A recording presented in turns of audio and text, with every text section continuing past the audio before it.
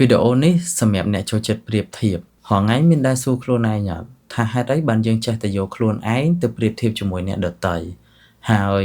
តែពេលដែលយើងប្រៀបធៀបហើយយើងទទួលបានអីមកវិញនៅក្នុងឆាកជីវិតរបស់យើងសប្បាយចិត្តមិនសប្បាយចិត្តហើយបន្ទាប់ពីនឹងទៀតមិនទៅ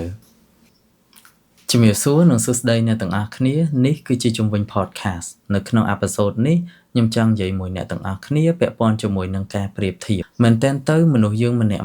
តែងតែចង់ឲ្យខ្លួនឯងល្អហើយមើលទៅអាចនឹងមានតម្លៃជាងអ្នកដទៃមនុស្សមួយចំនួនធំក៏តែងតែគិតបែបនេះ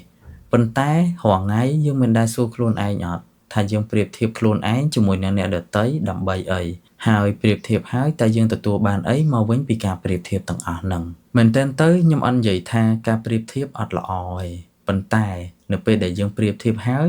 យើងអត់ចេះ balance ខ្លួនឯងយើងអត់ចេះពិចារណាឬក៏គិតវែងឆ្ងាយទេការប្រៀបធៀបទាំងអស់នេះនឹងធ្វើឲ្យអ្នកទាំងអស់គ្នាមានអារម្មណ៍ថាអ្នកទាំងអស់គ្នាអាចនឹងល្អជាងអ្នកដទៃឬក៏អ្នកទាំងអស់គ្នាអត់ល្អជាងអ្នកដទៃវាធ្វើឲ្យ social esteem របស់យើងនៅក្នុងសង្គមនេះកាន់តែធ្លាក់ចុះជាលំដាប់ពីមួយថ្ងៃទៅមួយថ្ងៃរាល់ថ្ងៃខ្ញុំឃើញនៅក្នុងបណ្ដាញសង្គមមិនថានៅស្រុកយើងមិនថានៅស្រុកគេភាគច្រើនមនុស្សតែងតែផុសនៅក្នុងបណ្ដាញសង្គមដែលពេលខ្លះយើងអាចនឹងឃើញគេផុសនៅក្នុងបណ្ដាញ Facebook ឬក៏អីផ្សេងណាគេទៅដើរលេងនៅក្រៅស្រុកគេទទួលបានជោគជ័យនៅលើការសិក្សារបស់គេថ្នាក់បណ្ឌិតឬក៏អនុបណ្ឌិតអីផ្សេងមានផ្ទះធំគេមានឡានជិះពី3គ្រឿងថ្លៃរាប់រយរាប់សែនដុល្លារអីចឹងទៅហើយបើសិនជាយើងនៅតែប្រៀបធៀបខ្លួនឯងជាមួយគេខ្ញុំគិតថាថ្ងៃណាមួយយើងនឹងធ្វើឲ្យអាផ្នត់គំនិតរបស់យើងនេះមកបន្ទោសខ្លួនឯងវិញហេតុអីបានខ្ញុំអត់អាចមានដូចគេហើយថ្ងៃណាទៅបើខ្ញុំអាចមានដូចគេយូរទៅវាអាចធ្វើឲ្យការគិតរបស់យើងនេះនឹងដាក់សម្ពាធមកខ្លួនយើងកាន់តែខ្លាំងពីមួយថ្ងៃទៅមួយថ្ងៃហើយធ្វើឲ្យយើងខ្លាចសង្គមធ្វើឲ្យយើងគិតថាយើងអត់ល្អជាងគេអីផ្សេងជាដើមហើយអ្នកខ្លះទៀតតែងតែប្រៀបធៀបចំណុចល្អរបស់ខ្លួនឯងហ្នឹងទៅចំណុចដែលអ្នកដទៃអត់មានដែលគាត់គិតថានៅពេលដែលគាត់ប្រៀបធៀបអញ្ចឹងទៅវានឹងធ្វើឲ្យខ្លួនគាត់ប្រសើរជាងអ្នកដទៃហើយបន្ទាប់ពីនឹងទៀតគាត់នឹងទទួលបានអីហេតុអីបានខ្ញុំលើកយករឿងទាំងអស់នេះមកនិយាយ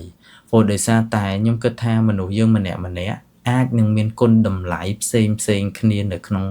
ផ្នត់គំនិតរបស់យើងផ្ទាល់ខ្លួនអ្នកខ្លះគាត់គិតថាតើតើគាត់មានកៅអៅថ្លៃពាក់តើតើគាត់មានរបស់ brand ប្រើបានជីវិតរបស់គាត់មានតម្លៃអ្នកខ្លះទៀតគាត់គិតថារបស់ទាំងអស់ហ្នឹងវាគ្រាន់តែជារបស់ក្រៅខ្លួនទេភាពស្មោះត្រង់ការយកចិត្តទុកដាក់ជាមួយនឹងអ្នកដទៃការចេះយកអាសារអ្នកដទៃនេះហើយគឺជាអីដែលគាត់ចង់បាននៅក្នុងផ្នត់គំនិតរបស់គាត់អ្នកខ្លះទៀតគាត់មានចំណង់ចំណូលចិត្តឬក៏គុណតម្លៃផ្សេងទៀតដែលគាត់ឲ្យតម្លៃចឹងទៅអញ្ចឹងយើងអាចយកខ្លួនឯងទៅប្រៀបធៀបជាមួយអ្នកដទៃថាយើងល្អនេះល្អនោះល្អនេះល្អនោះទេព្រោះដោយសារតែការគិតការពិចារណានិងការឲ្យតម្លៃទៅលើរបស់មួយហ្នឹងវាខុសគ្នាមូលហេតុដែលខ្ញុំនិយាយប្រធានបទនេះព្រោះដោយសារនៅពេលដែលយើងចូលចិត្តប្រៀបធៀបទៅនៅពេលដែលយើងប្រៀបធៀបយូរទៅបើសិនជាយើងល្អជាងអ្នកដទៃអត់អីទេតែនៅពេលដែលយើងអានជាងអ្នកដទៃយើងនឹងចាប់ផ្ដើមមានអារម្មណ៍ថាអត់សប្បាយចិត្តអត់ស្រួលអត់សនុកនៅក្នុងខ្លួនទេអញ្ចឹងយើងចង់ធ្វើឲ្យដូចអ្នកដទៃចុងក្រោយអ្នកទាំងអស់គ្នានឹងបាត់គុណតម្លៃដែលអ្នកទាំងអស់គ្នាឲ្យតម្លៃបំផុតព្រោះដោយសារអីយើងអាឡែងតែប្រៀបធៀបខ្លួនឯងជាមួយនឹងអ្នកដទៃយើងអាឡែងតែហត់ទៅតាមអ្នកដទៃចុងក្រោយមានដែលសួរខ្លួនឯងអត់ថាយើងគឺជាអ្នកណាតើអ្នកដទៃស្គាល់យើងតាមរយៈអីគេ core value របស់យើងនៅណាខ្ញុំឧទាហរណ៍ថាអ្នកខ្លះគេស្គាល់គាត់ដោយសារតែគេគិតថាគាត់គឺជាមនុស្សដែលចេះយកអាសារចេះដឹងទុក្ខធុរៈអ្នកដទៃចេះ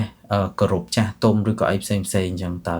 អញ្ចឹងគេមើលឃើញបុគ្គលម្នាក់ហ្នឹងនៅពេលដែលគេឮឈ្មោះបុគ្គលម្នាក់ហ្នឹងគេគិតទៅដល់រឿងពី3ចំណុចហ្នឹងឯងប៉ុន្តែអ្នកខ្លះទៀតត្រូវបានគេស្គាល់ថាគាត់គឺជាមនុស្សដែលសប្បុរសចូលចិត្តធ្វើបុណ្យចូលចិត្តធ្វើទានអីចឹងទៅអញ្ចឹងនៅពេលដែលនិយាយឈ្មោះគាត់គេនឹងចាប់ផ្ដើមគិតថាគាត់គឺជាបុគ្គលបែបហ្នឹងហើយបុគ្គលខ្លះទៀតនៅពេលដែលគេឮឈ្មោះគាត់គឺគេគិតទៅដល់រឿងម្នាក់ហ្នឹងចូលចិត្តប្រើហិង្សាម្នាក់ហ្នឹងអារម្មណ៍ឆេវឆាវក្តៅក្រហាយអត់គួរនៅចិត្តអីផ្សេងអញ្ចឹងទៅអញ្ចឹងតើយើងគឺជាអ្នកណាសំណួរនេះពិតជាសំខាន់សម្រាប់ខ្លួនឯងបើមិនអញ្ចឹងទេជីវិតរបស់យើងនឹងបន្តិចហត់ទៅតាមអ្នកនេះតិចហត់ទៅតាមអ្នកនោះតិចចង់ធ្វើដូចអ្នកនេះ តិចចង់ធ្វើដូចអ្នកនោះចុងក្រោយជីវិតរបស់យើងចាយពេលវេលាទៅអត់មានប្រយោជន៍អីសោះសម្រាប់ខ្លួនឯងសម្រាប់គ្រួសារ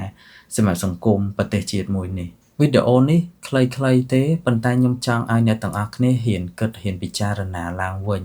ហើយរឿងខ្លះទៀតនៅពេលដែលយើងឃើញអ្នកដទៃគេបង្ហាញមកឲ្យយើងមើលនេះมันប្រកាសថាជីវិតផ្ទាល់ខ្លួនរបស់គេវាបែបហ្នឹងឯងខ្ញុំគិតថាមួយរយៈនេះនៅក្នុងបណ្ដាញសង្គមមានច្រើនខ្លាំងមែនតើអញ្ចឹងយើងអត់ដឹងថាតើអ្វីដែលគេបង្ហាញមកយើងនេះវាពិត